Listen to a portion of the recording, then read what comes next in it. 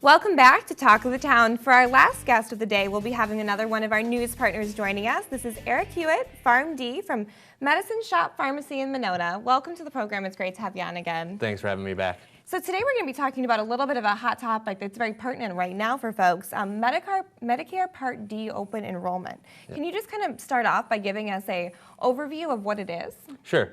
Obviously, when people turn 65, they become eligible for Medicare. Some people with disability and things like that are eligible earlier, but for the vast majority of people, 65 years of age, you have Medicare A, which pays for hospital and nursing home. Part B that covers doctor's visits and things like that. Sure. And then Part D, which what we're talking about today, is kind of something that I deal with more often, and that is the prescription drug benefit that goes along with Medicare. Okay, so there's a couple different components there. Exactly. So the D covers their prescription meds when they come into the pharmacy. Now, is there kind of an open enrollment period for folks to get involved in this? Yep. For the vast majority of people, unless there's a special circumstance, you can enroll in a new plan every year. And there's an open enrollment period that started actually on October 15th, so a few days ago. Again, yeah, very relevant right now. And it goes through December 7th.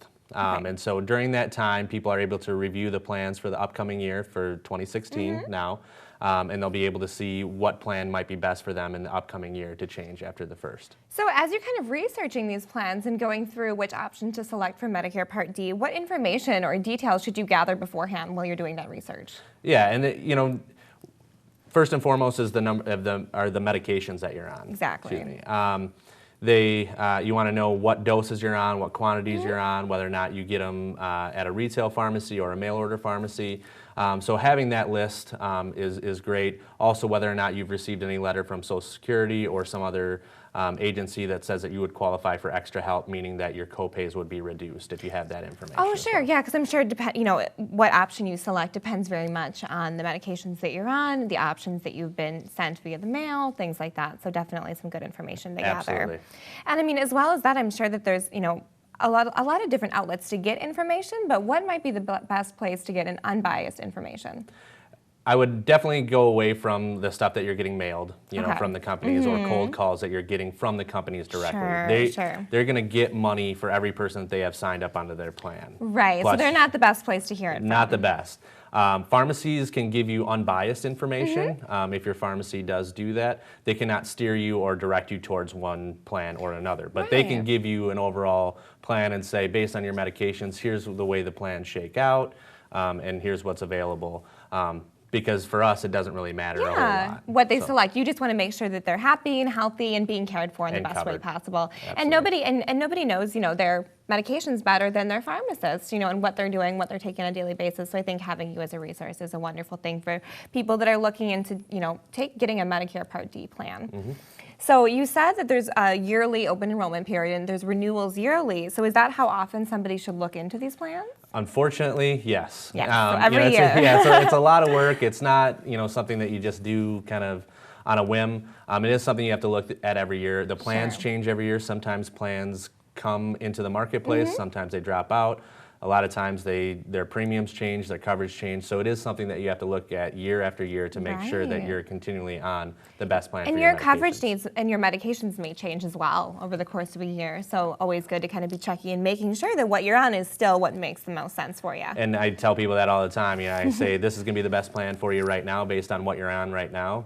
Things may change, you may have medications come and go, and that may also affect it. You're absolutely right. So you got to set a little bit of a mental reminder for yourself, but in the long run, it's going to be what's best for you, and it's going to make most sense if you keep checking in year after year. Yes. So kind of last but not least, we just have a little bit more time. Are there any other things that a patient should know about Medicare Part D and their prescription coverage? Yeah, and I think, I have talks about to patients all the time when they come in. A lot of husbands and wives, have this kind of thought in their mind that they should be on the same plan because they're going to get a multi-policy discount or more than one. Some sort of joint coverage bonus or whatever it may be. Exactly, and that's really not the case with this. It's really individual, and the same thing goes for if you have a Medicare supplement plan through a local company. They very well may have a Part D plan that goes along with it, but staying with that company for the Part D plan may not be the best thing. So couples may have separate policies, and you may also have a separate policy from what your Medicare supplement is if you're going to go the route of getting the best coverage at the best price for you. I'm glad you pointed that out, because I can definitely understand why a lot of folks think that that's what it is, but they should, just do a little extra research, and they might find there's something even better for them out there that suits their needs. So, absolutely. Yeah, definitely a great topic. I'm glad we got to start touching on this a little bit today. Once again, this has been Eric Hewitt, PharmD from Medicine Shop Pharmacy over in Monona. Thank you so much for coming on and enlightening us about this. This has been a great topic to discuss today. Thanks for having me. All right, guys. Well, thank you so much for watching this episode of Talk of the Town, and thank you for all of our guests joining us today. Stay tuned, and we'll be back next time right here on CW 57.